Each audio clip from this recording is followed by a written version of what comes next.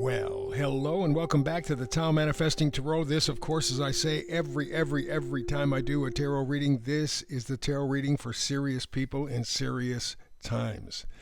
And it's exactly that. And because of that, I treat you with a very high level of integrity and respect. My job is to inspire you to use and develop, or maybe flip that, develop and then use the most powerful tool any human being has. That is their imagination. Because using your imagination, you get to manifest. Now, we do this all the time, but usually it is negatively directed. Oh man, I hope that doesn't happen. Oh, I hope this doesn't. Oh, I hope. And then you dwell on that stuff. You picture it and you feel it. It feels like shit. Whatever the hell. Oh man, the worse the situation, the more you feel it, the more you picture it, the more you manifest it. So what I'm trying to do is to get you to work every day with me with these readings. I very tightly focus the energies. I only have 5 cards, actually 4 tarot cards and 1 guidance card or oracle card. There are no pictures, no moving anything. I do not want to distract you. I want you to close your eyes and to listen to the message and see if it resonates. If it doesn't, don't worry about it. The fact is, and I've done tarot for 20 years, astrology, numerology for 50. No matter what reading you do, you're probably going to reach 10% to maybe 20% of your audience. That's it. The other 80 or 90% will enjoy the presentation, but it won't resonate with their spirit. That's fine. That's perfectly fine. People are too complex. There are billions of us on the planet. You get 10 to maybe 20% who resonate with the frequency. You've accomplished a lot. I do a brand new read every day, 365. So if it doesn't resonate with you today, don't worry. There's tomorrow, next week, next month. Don't worry. Check in every day. You and the frequency are going to match. When you do, my advice, go like hell. Don't hold back. Make the commitment, whatever it takes. Mental, physical, emotional, spiritual, doesn't make any difference. Make the commitment and go. That's a door that's open to you. That door will close. And that opportunity, that specific opportunity, will not come back again. Oh, you may get something similar down the road, but it won't be the same. So if it resonates, go for it. Don't be shy. Don't hesitate. And my job here is to keep things as simple and direct and clean. So by the time I'm done with the reading, which is about 15 minutes, I want you to clearly know what the message is. I get irritated with these tarot readers that put out 10, 20, 30, 40, 50 cards. They don't know what the hell they're doing. And with the astrologers that throw in all these little itty bitty, well, the sextiles this and it inconjuncts that, and then we got this guy. It messes the message. It's the message. It's the frequency that's more important. But they get sidetracked with their egos, and I'm gonna impress you with how much I know. I'm not here to do that. Hell, I'm not even impressed with what I know. I'm working and learning every single day myself. That's part of the deal. That's life. So together, every day, you and I check out the frequency. Matches, go. If it doesn't, well, then there's tomorrow. But I want to inspire you, because the only thing right now that gives us the advantage over the robots, your ability to manifest. Your ability to impact and create your future. They can't do that yet. They're working on it. Oh man, they're working on it. But at this point, they can't. And the problem is we have a lot of people acting like sheep. They couldn't manifest a good bowel movement, let alone make their life better. So that's what I'm here to do, reverse that energy. Focus on the positive. Focus on your potential. Remember, tarot is the science of potential. Astrology, numerology, the science of cycles.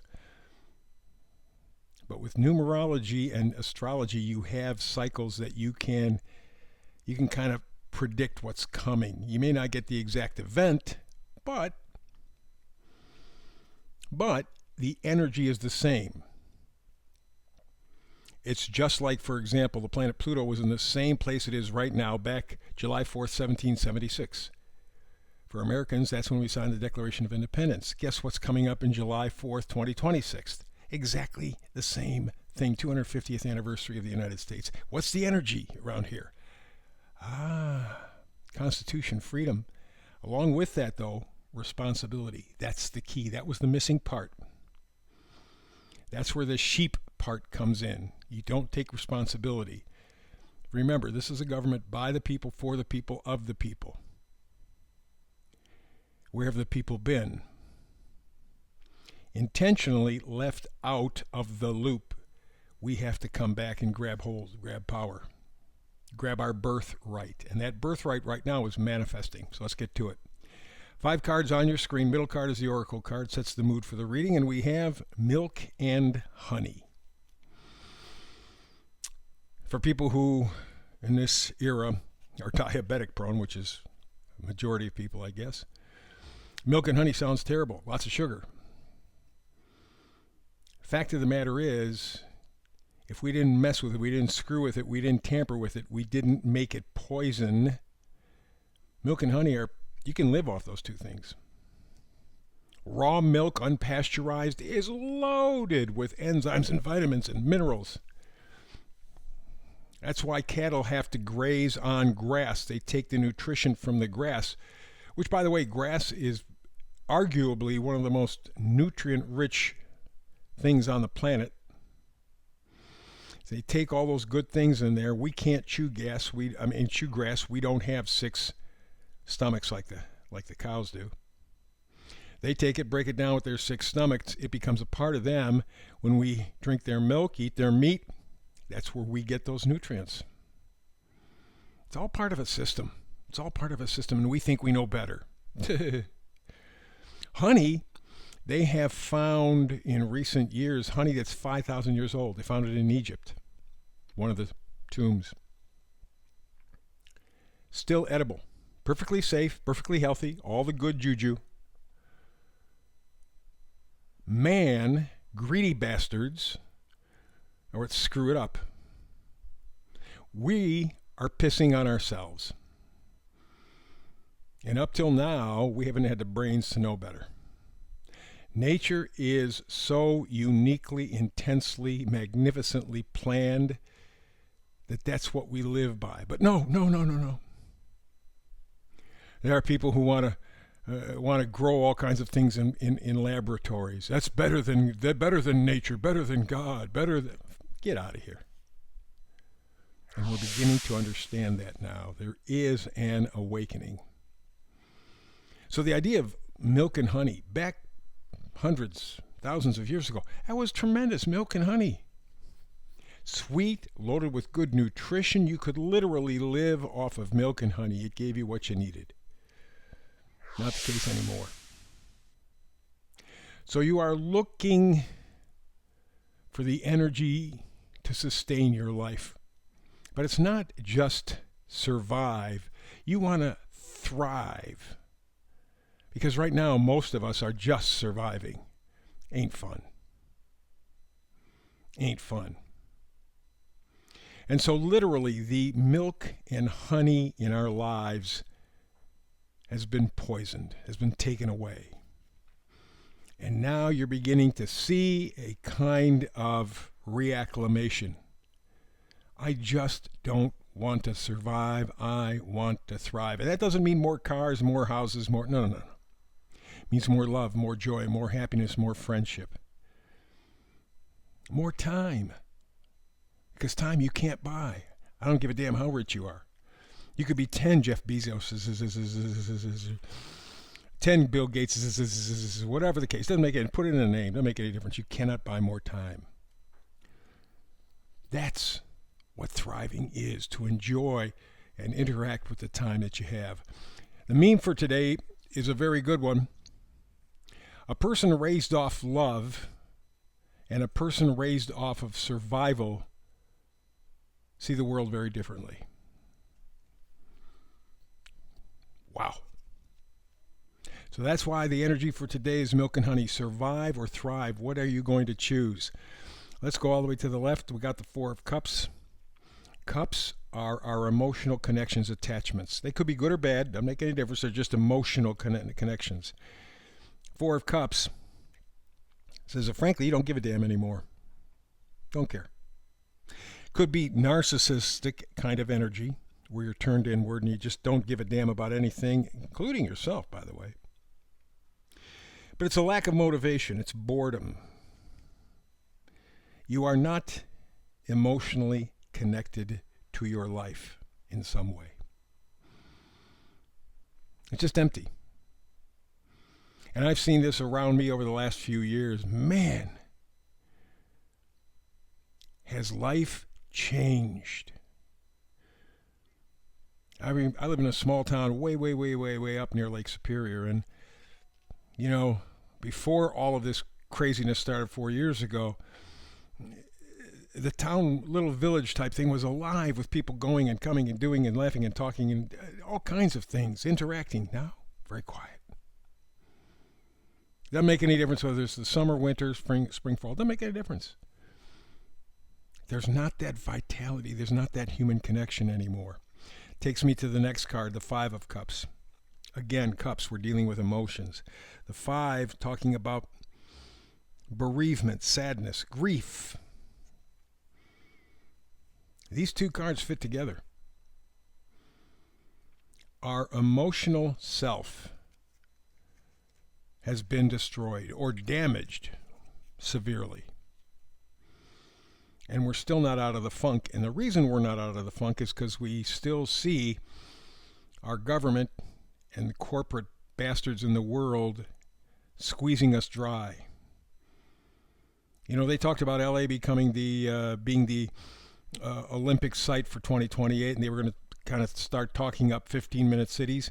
Isn't it convenient that just a few years before that, LA burns down? Or that Maui burned down, and now they're trying to put up a 15-minute city there. Or Chile, there was a town in the middle part of Chile, also had the same kind of magical fire hit, and they're talking about a 15-minute city. Isn't that interesting? That's the reason we are disconnected with ourselves emotionally. It hurts. What do you want to do? Survive or thrive? Your choice. Milk or honey? What's your choice? Next card over, big one, is the Wheel of Fortune. Talks about destiny, a turning point. Doesn't mean it's going to get better. Doesn't mean it's going to get worse. It just means we're going into a different era. And if you know astrology, you know that 5 or 6 of the major planets are all going to be changing signs in the next year. All 5. And interesting, as they set them up, they're going to be in friendly relationships to one another. Sextiles, trines. For people who know astrology, they know that those are creative, positive things. So yes, there's a potential for positive change. Change is going to happen. Change is inevitable, especially given this astrological information. Numerologically, this is a 9-year. Universal 9-year means tearing things down, getting ready to start new. You can feel that energy, survive or thrive. We're making the choice right now. That's the Wheel of Fortune.